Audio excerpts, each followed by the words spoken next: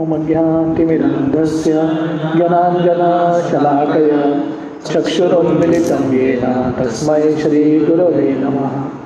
श्रीचैतन्यमनोभीष्टं स्थापितं येन भूतले स्वयं रूप कदा मह्यं ददाति स्वपदान्तिकं।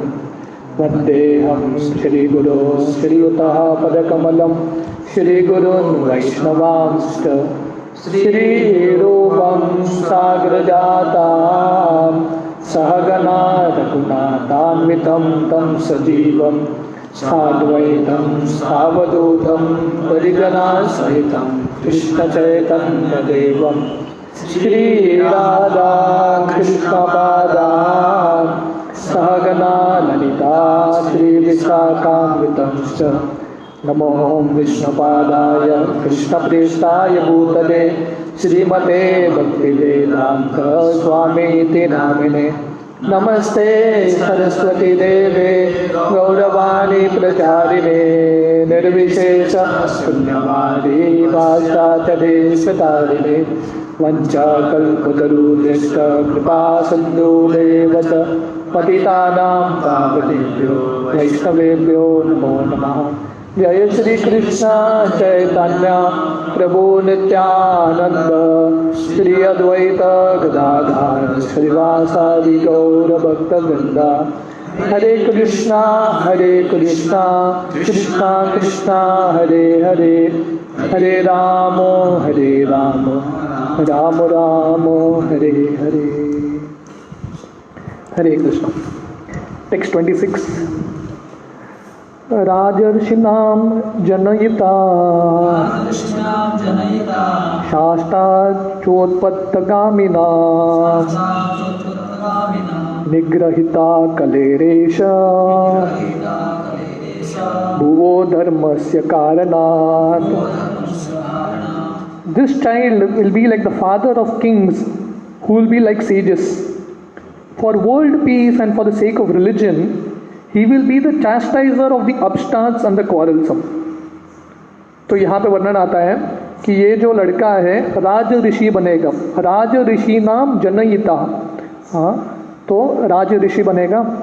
और जो शास्ता का मतलब जो दंड देता है, जो चोत्पत्त गामिना, तो उत्पत्त का मतलब है जो ये दुनिया में उत्पत्त मचाते हैं, तंग करते हैं दुनिया को, ऐसे लोगों को परीक्षित दंड देंगे।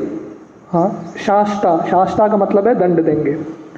तो यहाँ पे परीक्षित का वर्णन आ रहा है।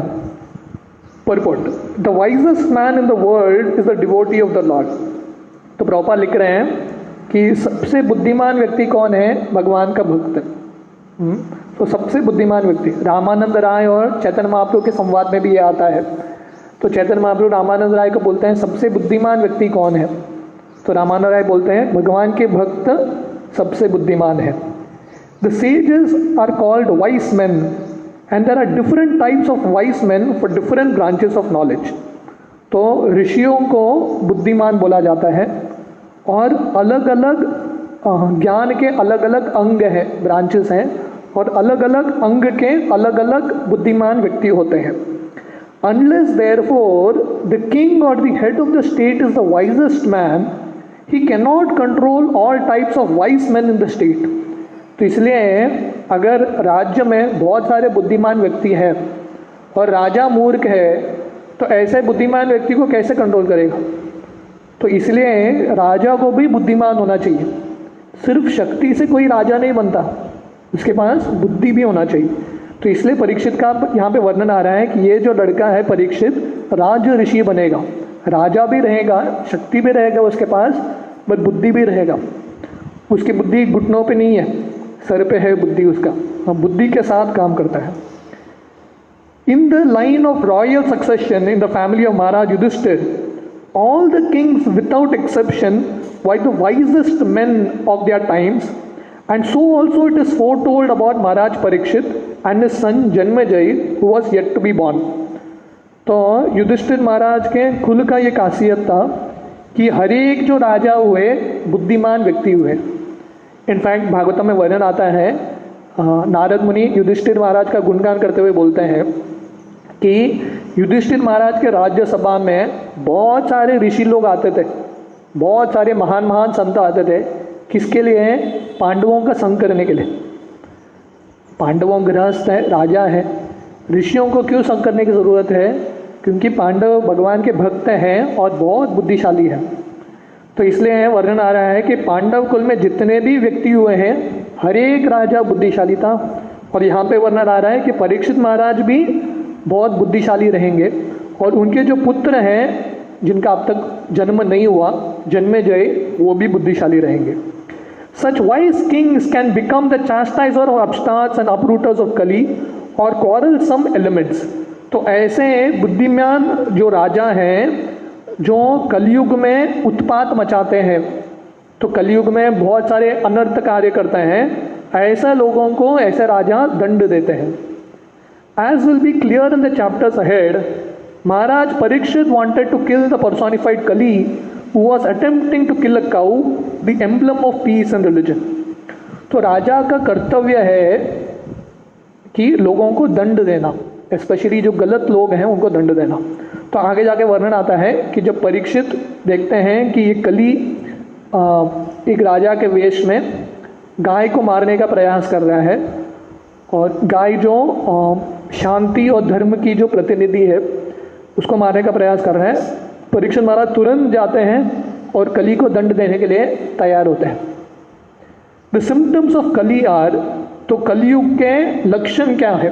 प्रभुपाद बता रहे हैं 4 चीज़: wine, women, gambling and slaughter house.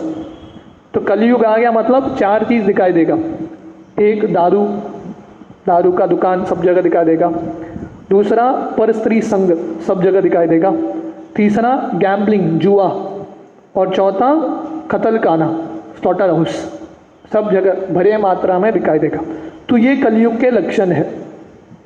When wise rulers of all states should take lessons from Maharaj Parikshit in how to maintain peace and morality by subduing the upstarts and quarrelsome people who indulge in wine, illicit connection with women, gambling and meat eating supplied by regular maintained slaughterhouses। तो प्रभुपाद बोल रहे हैं इसलिए अगर किसी नेता को, किसी राजा को कोई बुद्धिमान है तो उसको परीक्षित महाराज से सीखना चाहिए कि कैसे राज्य चलाना है। तो कैसे चलाना है? पहले तो शास्ता, दंड देके किसको? जो लोग नशे पान में लगे हैं। दूसरा, जो लोग पर स्त्री संग कर रहे हैं। तीसरा, जो लोग जुआ खेल रहे हैं। और चौथा, जो मांसाहार कर रहे हैं। और जो कत्लखाना है, इनको बंद करना ये राजा का कर्तव्य है।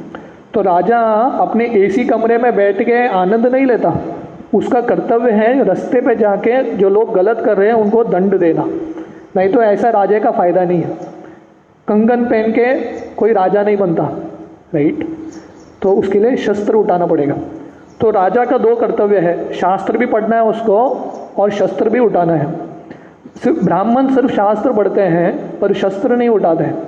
तो शस्त्र उठाने का काम क्षत्रियों का है, तो इसलिए उनको वो धर्म करना पड़ेगा।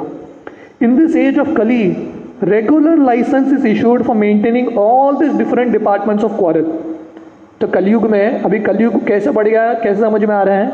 क्योंकि ये जो 4 चीज़ हैं, दारू, पर स्त्री संग, नशा, जुआ और कत्लखाना, इसके लिए गवर्नमेंट लाइसेंस देता है। गवर्नमेंट स्लॉटर हाउस ओपन करता है, गवर्नमेंट कत्लखाना, गवर्नमेंट दारू का दुकान, कैसीनोज। तो ये सब का लक्षण है, मतलब कलयुग बहुत तेज़ी से बढ़ रहा है।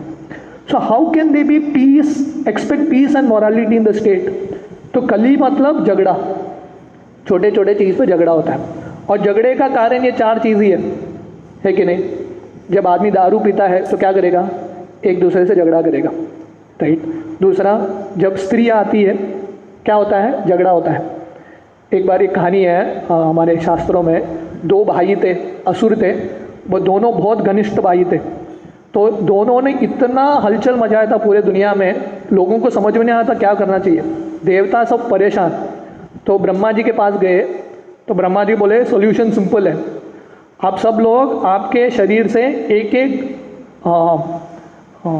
अन्न आपकी सुंदरता को दे दो और उससे एक अप्सरा बनाएंगे।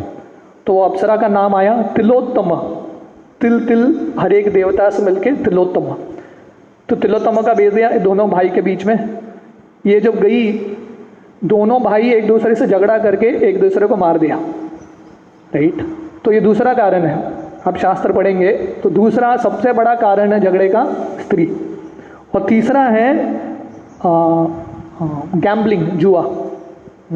जुए के पैसे की वजह से, जो लालची पैसा है उसके वजह से कितना झगड़ा होता है। और चौथा है कत्ल खाना, इसके वजह से झगड़ा।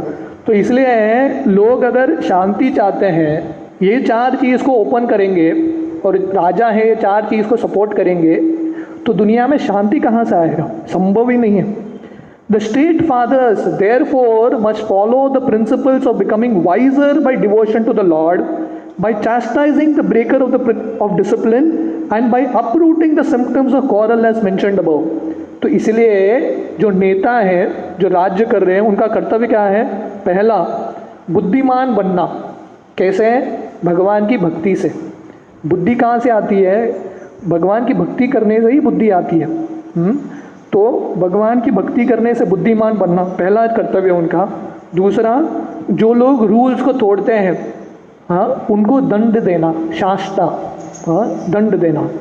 और तीसरा, जो कलयुग के जो लक्षण है, ये जो चार चीज़ है, उसको निकाल के बाहर फेंकना। If we want blazing fire we must use dry fuel. Blazing fire and moist fuel go ill together.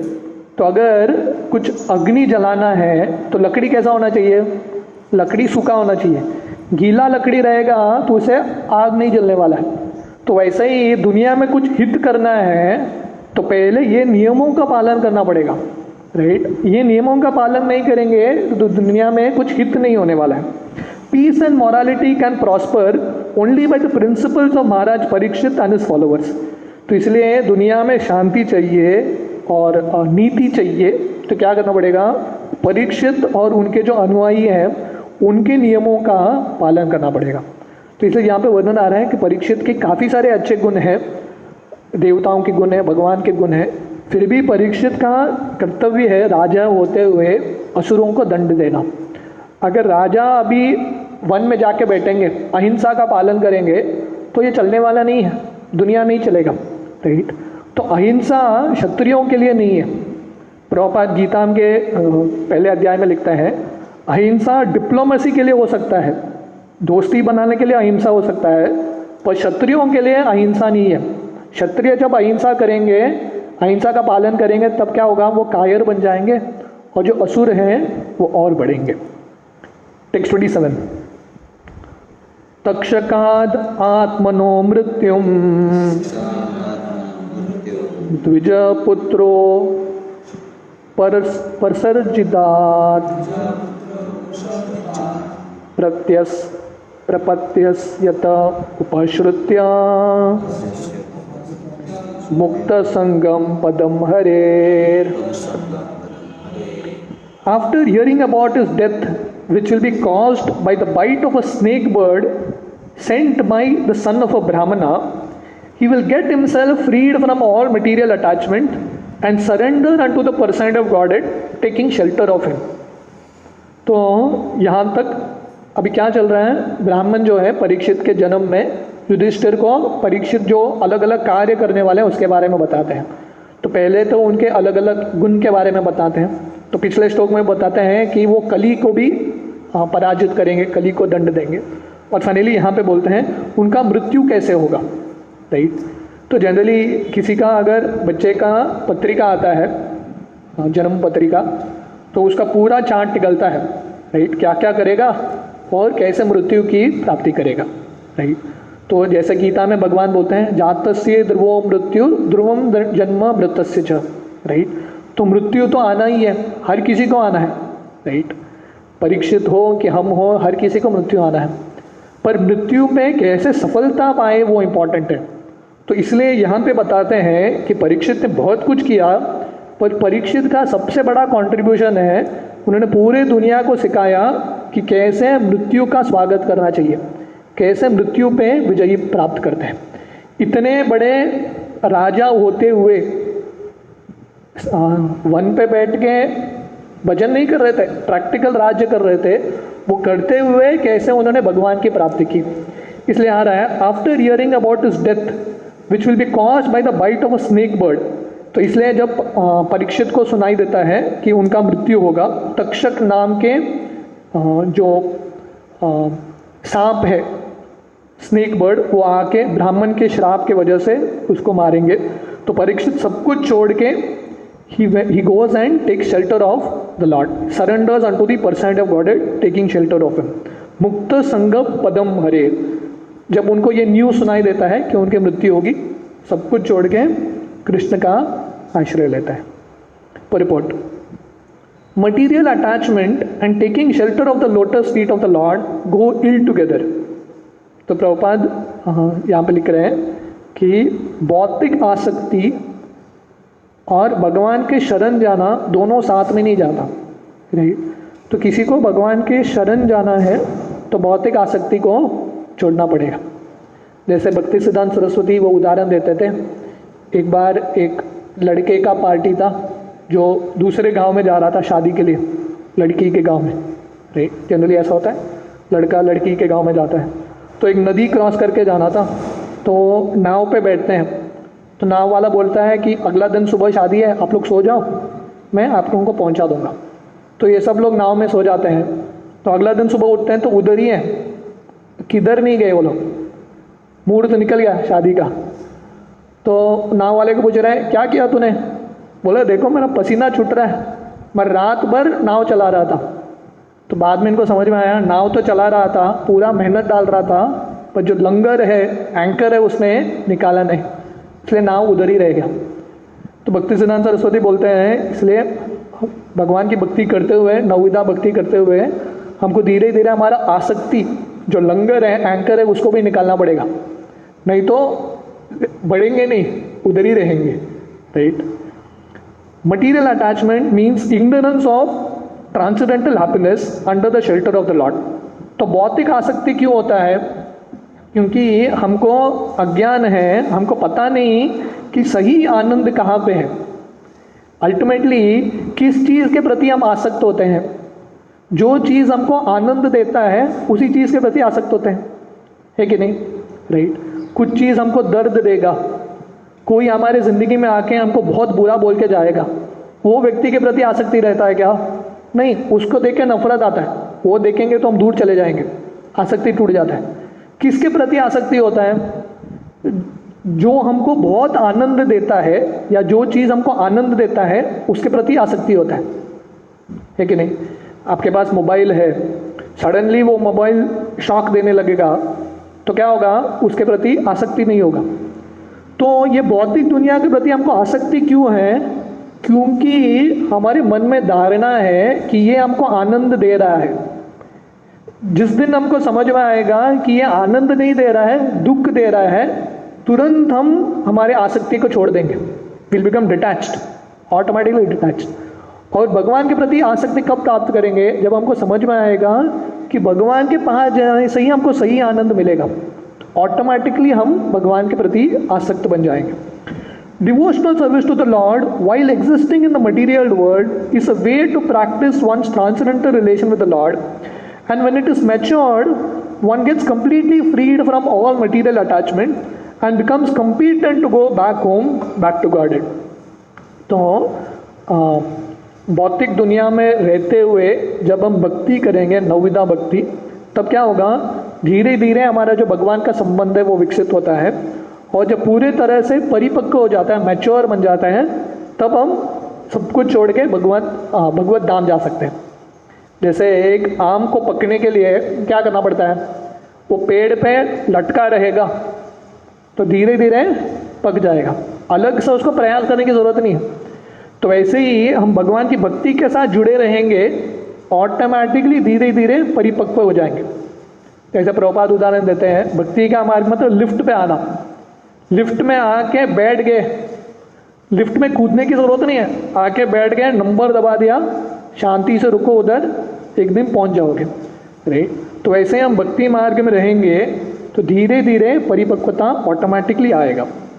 Maharaj Parikshit, as being especially attached to the Lord from the beginning of his body in the womb of his mother, was continuously under the shelter of the Lord, and the so-called warning of his death within 7 days from the date of the curse by the Brahmana's son was a boon to him to enable him to prepare himself to go back home, back to God.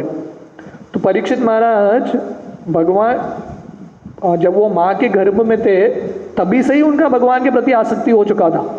हाँ, तभी से वो कृष्ण को देख लिया था उन्होंने, आसक्ति हो गया। इसलिए प्रभुपाद आगे के तात्पर्य में लिखेंगे, इसलिए बच्चे को शुरुआत में ही कृष्ण के साथ आसक्ति देना इंपॉर्टेंट है।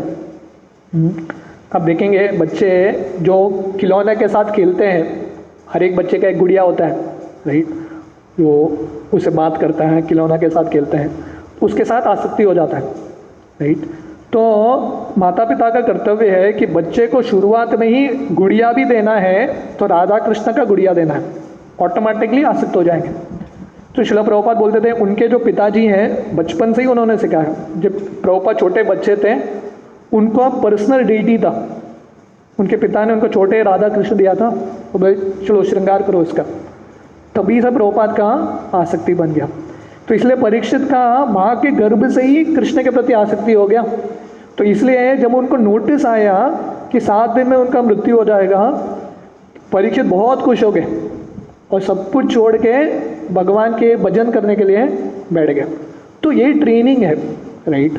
मृत्यु का नोटिस तो सबको आएगा, पर बचपन से ये ट्रेनिंग नहीं हुआ है तो जब नोटिस आएगा डर जाएंगे, पर भक्तों के लिए जब नोटिस आएगा वो तैयार हो जाता है, राइट। मैं श्रील प्रभुपाद का भक्तिचारू महाराज का पुस्तक पढ़ रहा था, ओशन ऑफ मर्सी, तो उसमें लिखते हैं कि जब प्रभुपाद के अंतिम दिन आए थे, हाँ, तो प्रभुपाद वृंदावन में आए, ऋषिकेश में थे और ट्रीटमेंट के लिए। फाइनली वृंदावन आ गए और सब भक्तों को प्रभुपाद ने घोषणा किया कि मैं बहुत जल्दी मरने वाला हूँ, मेरा दिन आ गया। सब भक्त रोने लगे प्रभुपाद के विरह में, पर प्रभुपाद ने समझाया कि कैसे हर एक को मृत्यु आना है, कोई भी महान भक्त रहेगा उसको मृत्यु आना है, पर प्रभुपाद ने बताया कि कैसे हमको मृत्यु पे विजयी प्राप्त करना है। तो इसलिए प्रभुपाद बिना डर के भगवान की भक्ति कर रहे थे। तो वैसे ही परीक्षित महाराज को जब ये श्राप मिला कि 7 दिन में उनका मृत्यु होगा, परीक्षित सब कुछ छोड़ के, उनके जो आसक्ति हैं सब कुछ छोड़ के मुक्त संगम पदम हरेर, अपने सब आसक्तियों से मुक्त हो गए और कृष्ण का शरण ले लिया। Since he was always protected by the Lord, he could have avoided the effect of the curse by the grace of the Lord, but he did not take such undue advantage for nothing. तो क्योंकि वो भगवान के महान भक्त थे, वो भगवान से प्रार्थना करते थे, तो वो मृत्यु पे ये जो श्राप है, ब्राह्मण का श्राप, श्रृंगी का श्राप, उससे मुक्त हो सकते थे। पर परीक्षित को लगा नहीं, ज़रूरत नहीं है, लंबा जिंदगी है, छोटा जिंदगी है, फ़र्क क्या है, राइट। अल्टीमेटली भगवान की भक्ति करना है और भगवान को प्राप्त करना है। हाँ, जैसे मैं प्रभुपाद के अंतिम दिनों के बारे में बोल रहा था, तो प्रभुपाद जब वृंदावन में थे, बहुत बीमार थे, तो मद्रास का गवर्नर आता है प्रभुपाद से मिलने के लिए। वो प्रभुपाद से बहुत प्रेम करता था और प्रभुपाद को आके बोलने लगा, आप मद्रास चलो, चेन्नई चलो, मैं first class Ayurvedic treatment arrange करूँगा आपके लिए, आप ठीक हो जाएंगे। तो प्रभुपाद बोले, नहीं, ज़िंदगी और थोड़ा बढ़ा के क्या फ़ायदा, उससे अच्छा है आगे की ज़िंदगी के बारे में तैयार करो। तो प्रभुपाद ने रिजेक्ट कर दिया। तो परीक्षित चाहिए तो अवॉइड कर सकते थे ये श्राप को, पर परीक्षित ने छोड़ दिया। Rather he made the best use of a bad bargain.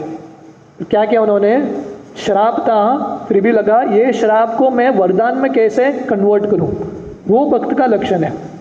तो ये इंग्लिश में सेइंग है, best use of the bad bargain. तो ये दुनिया क्या है, घाटे का सौदा है ये दुनिया, हर एक चीज़ में कष्ट है, पर भक्त क्या है, ये घाटे के सौदे को भी फायदेमंद कैसे बनाए, कष्ट के साथ जिंदगी में हम भगवान की प्राप्ति कैसे करें, वो भक्त सोचता है। For 7 days continuously he heard Shrimad Bhagavatam from the right source and thus he got shelter at the lotus feet of the Lord by that opportunity। तो इसलिए 7 दिन निरंतर परीक्षित महाराज श्रवण करते रहे, फोकस, राइट। खाना खाए नहीं, पिए नहीं, कुछ नहीं। क्यों? क्योंकि जब किसी को भगवान के प्रति आसक्ति आ जाता है तो भौतिक स्तर से बहुत ऊंचा उड़ जाता है, राइट। भूख प्यास कब लगता है, तब व्यक्ति के पास करने के लिए और कुछ ऊंचा रस नहीं है। जब किसी को भगवान के प्रति इतना श्रवण करने के प्रति या भगवान की सेवा के प्रति इतना आसक्ति मिलता है तो भूख प्यास सब कुछ भूल के बैठ जाता है। उनको समझ में नहीं आया कि 7 दिन कैसे बीत गए, देखते देखते बीत गए और 7 दिन के पश्चात वो भगवत धाम की उन्होंने प्राप्ति की। तो इसलिए ये वर्णन आ रहा है यहाँ पे टेक्स्ट 28। जिज्ञासितात्मा यतारत्यो मुनेर्व्यास सुतादसो हित्वेदं नृपगंगायां यास्यति अदा कुटुंबो वयम्। After inquiring about the proper self-knowledge from the son of Vyasadeva, who will be a great philosopher, he will renounce all material attachment and achieve a life of fearlessness. तो यहाँ पे भविष्य काल में वर्णन आ रहा है। ही विल मतलब आगे जाके क्या होगा। तो आगे जाके वर्णन आ रहा है कि परीक्षित को श्राप मिलेगा और परीक्षित क्या करेंगे, सब कुछ छोड़ के गंगा के तट पे बैठेंगे। वो जगह अभी भी है जहाँ पे परीक्षित और शुकदेव गोस्वामी का संवाद होता है, उसको शुकताल बोलते हैं। तो वहाँ पे गंगा के तट पे बैठ के वो व्यासदेव के पुत्र शुकदेव गोस्वामी से प्रश्न पूछेंगे और उत्तर सुन के भागवतम सुन के अकुतो भयम बिना डर के फियरलेस बिना डर के भगवान की प्राप्ति करेंगे। Purport material knowledge means ignorance of the knowledge of one's own self. तो भौतिक ज्ञान मतलब क्या, भौतिक ज्ञान मतलब आध्यात्मिक ज्ञान न रहना। तो भौतिक ज्ञान करता है क्या करता है, हमारे आध्यात्मिक ज्ञान को ढक देता है। हाँ, तो भौतिक दुनिया में भोग करने के लिए पहला इंपॉर्टेंट रूल क्या है, अपने आप को शरीर मानना चाहिए। जो अपने आप को आत्मा मानेगा भौतिक दुनिया में भोग कैसे करेगा। तो इसलिए भौतिक ज्ञान कब आता है, जब आध्यात्मिक ज्ञान से हम दूर हो जाते हैं, जब हम भूल जाते हैं कि हम आत्मा है, तब भौतिक ज्ञान शुरू होता है। Philosophy means to seek after the right knowledge of one's own self और the knowledge of self realisation. तो तत्व ज्ञान क्या है, दर्शन क्या है, ये ढूंढना कि मैं कौन हूँ। इसको इंग्लिश में सेल्फ रियलाइजेशन बोलते हैं, आत्म साक्षात्कार। Without self realisation philosophy is dry speculation or a waste of time and energy। तो तत्व ज्ञान के बिना, आत्मज्ञान के बिना, मैं कौन हूँ वो ढूंढने के बिना जो फिलॉसफी है, तत्व है, दर्शन है, वो सिर्फ वेस्ट है। Shrimad Bhagavatam gives the right knowledge of one's own self and by hearing Srimad Bhagavatam one can get free from the material attachment and enter into the kingdom of fearlessness। तो श्रीमद् भागवतम सुनने से क्या होता है, हम कौन है वो समझ में आता है, आत्मा का ज्ञान समझ में आता है और सुनने से हमारा भौतिक आसक्ति टूट जाता है और हम आध्यात्मिक जगत की ओर जाते हैं जहाँ पे भय बिल्कुल नहीं है। जब कोई आध्यात्मिक ओर जाता है तब वो भय से मुक्त होता है। This material world is fearfulness. ये भौतिक दुनिया में क्या है, हर मोड़ पे भय है। एट एवरी स्टेप पदम पदम यद विपदाम न तेषाम, हर एक मोड़ पे भय है। पर आध्यात्मिक जगह क्या है, वैकुंठ, जहाँ पे बिल्कुल भय नहीं है। Its prisoners are always fearful as within the prison house. जैसे कैद खाने में जो कैदी है हमेशा डरा हुआ रहता है, कोई आके मुझे और क्या बोलेगा, और क्या दंड मिलेगा, हमेशा भय रहता है। तो वैसे ये भौतिक दुनिया एक प्रिजन हाउस की तरह, कैद खाने की तरह, इसलिए हमेशा डर रहता है। In the prison house, no one can violate the jail rules and regulations, and violating the rules means another term for extension of prison life। तो ये बहुत कैद खाने में कोई रूल को तोड़ नहीं सकता, बहुत भय रहता है, क्योंकि रूल को तोड़ेगा कैद खाने में तो क्या होगा, उसका सज़ा और बढ़ेगा, और 10 साल, राइट। उनको लिखने में क्या जाता है, और 10 साल भुगतो इधर। तो वैसे ही similarly we are in this material world always fearful. This fearfulness is called anxiety. तो वैसे ही ये भौतिक दुनिया में जब हम भौतिक दुनिया के रूल तोड़ते हैं तो क्या होता है, और एक जन्म, और एक जन्म ऐसा मिलता रहता है। तो इसलिए ये भौतिक दुनिया में हमेशा भय रहता है। Everyone in material life, in all species and varieties of life, is full of anxieties, either by breaking or without breaking the laws of nature. इसलिए भौतिक दुनिया में हर कोई, कौन सा भी प्राणी हो, कौन सा भी योनि का हो, हमेशा भय और एंग्जाइटी रहता है, कुंठ रहता है, क्योंकि नियम तोड़ने का या न तोड़ने का हमेशा डर रहता है। लिबरेशन और मुक्ति means getting free from these constant anxieties. तो मुक्ति का मतलब क्या है? ये सब चिंताओं से मुक्त होना। This is possible only when the anxiety is changed to devotional service of the lord. तो ये कब होगा? जब हम हमारे बारे में चिंता छोड़ेंगे। तो ये भौतिक दुनिया में हम क्यों तरसते हैं? क्योंकि हम हमेशा चिंता कर रहे हैं अपने बारे में। पर ये चिंता से कब मुक्त होंगे? जब हमारे बारे में चिंता छोड़ेंगे और कृष्ण के जो आंदोलन है उसके बारे में चिंता करेंगे। इसलिए प्रभुपाद बोल रहे हैं, this is possible only when the anxiety is change to the devotional service of the lord. इसलिए चिंता का विषय चेंज करना है। ये भौतिक दुनिया में चिंता से मुक्त नहीं होंगे हम, पर चिंता का विषय ही चेंज कर सकते हैं। अब तक हम हमारे बारे में चिंता कर रहे हैं, पर जब भक्त बनते हैं हम क्या करते हैं? कृष्ण के बारे में, कृष्ण के भक्तों के बारे में, लोगों के बारे में चिंता करते हैं, लोगों का कल्याण कैसा होगा। Srimad Bhagavatam gives us the chance to change the quality of anxiety from matter to spirit. तो श्रीमद् भागवतम पढ़ने से क्या होगा? हमारा जो चिंता का विषय है वो चेंज होता है, भौतिक से आध्यात्मिक। This is done in the association of a great philosopher like self realise Sukhdev Goswami, the great son of Srila Vyasdev.